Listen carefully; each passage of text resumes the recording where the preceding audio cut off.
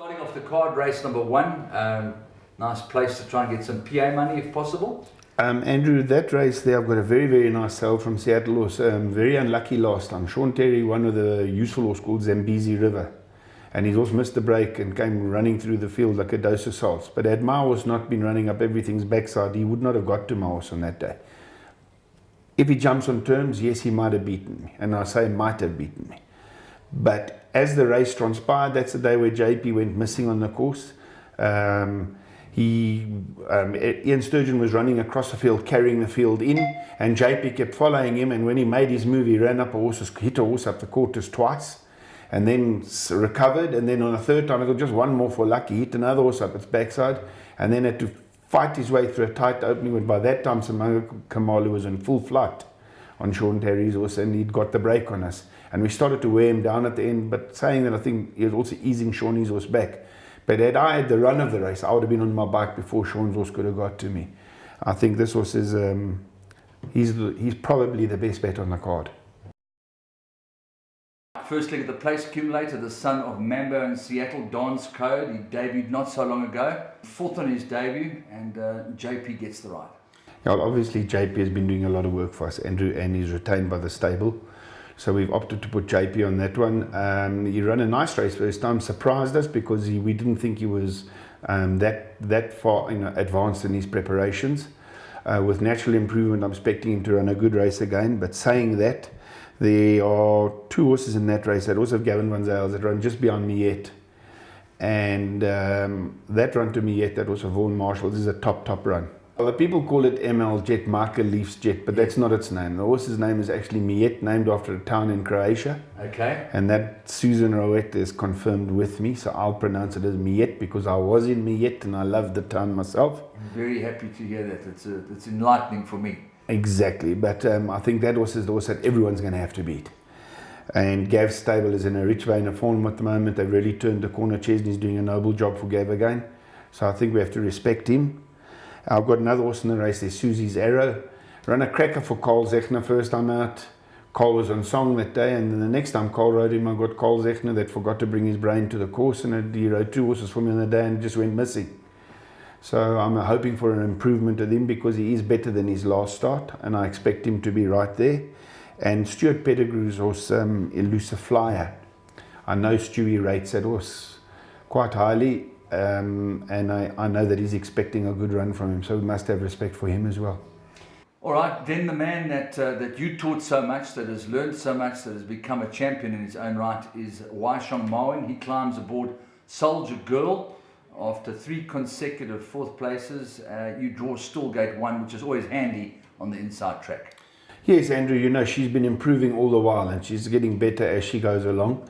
I think that Waishong will suit this filly. Waishong suits most horses. He's just a brilliant jockey. But we've got to have respect for David Nivenhuizen's horse. I see Pierce Strader must have phoned for that ride. The horse has got good form behind her. So obviously that's the horse that we might have to beat. And then I have another horse in the race, Var Countess. She shows nice work at home, but she's been very disappointing in her runs. I've expected her to run better than she's shown.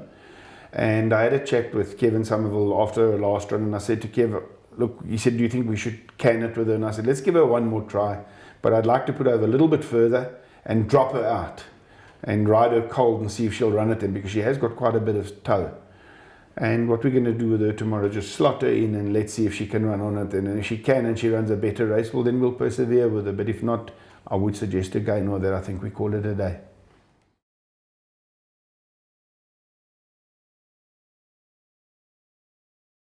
Show number 3 in the second race, the son of AZZMAN, Hiaku, with a striker aboard.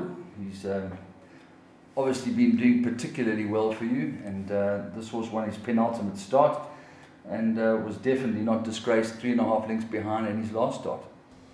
Yes, Andrew, and I felt that he might not have been right on the day. He came back, he was a little dicky. At the same time, we had experienced a few difficulties in the yard. The straight mile might have been just a bit too much for him at that stage as well. So I think I am expecting improvement. It's a competitive little field, this. Probably our last chance to force our way into the ready to run. He's on the cusp. I think he's at 20 at the moment. Yeah, so we need a good showing to get him into the ready to run, and I feel that he'll be very competitive in this race. It looks as if this horse is from a good old-fashioned TARRY family, one of the foundation mares, and quite interesting. Two winners out of the very first start where he ran second, but since then, trifle disappointing. Yeah, I think Penstock's first 2 runs were reasonable. He wasn't getting into the race. We decided to put the blinkers and it backfired. He pulled too hard. I think he deserves another chance. He'll be running on. Okay, the stable really has turned. You exercised caution a few weeks back, but it's turned in leaps and bounds for you. So people will be very cognizant of that. Is that something that you're very upbeat about? We're not there yet. Yeah. Obviously, some horses have turned more than others, and it's nobody waved a magic wand. So yeah, we are coming right, and this horse is in good order, and yeah, it wouldn't surprise me to see him on top of them. Okay, then we're moving on to the 5th race, where you've got a horse called Capitan, who was quite impressive in Durban when he won. That was a couple of runs back, but since then he's run two fifths, certainly not completely out of form.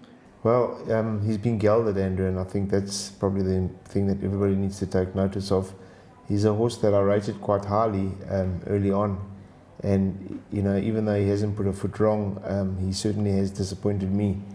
I'm not too sure if he's a 1,000-meter horse, even though he has won 1,000. But I think he'll give a good account of himself, but I've got a feeling he may just run a little bit more. Okay, then you backed up in the race by a horse called Lonely Are the Brave. Broke his maiden in his penultimate start. What did you make of his last start? You're very disappointing. Obviously, it was a little feature, and I held him in high regard to go for a race like that. It might have just come a little soon for him. He still maybe was a bit weak, and yeah, we put him away. And I just think a 1,000-meter pipe opener will do him good. Okay, then your Group 1 winning filly. For the lads, top weight, 61.5 kilograms, and ably supported by the daughter of Fort Beluga, Super Guppy. That's a very quality-filled race.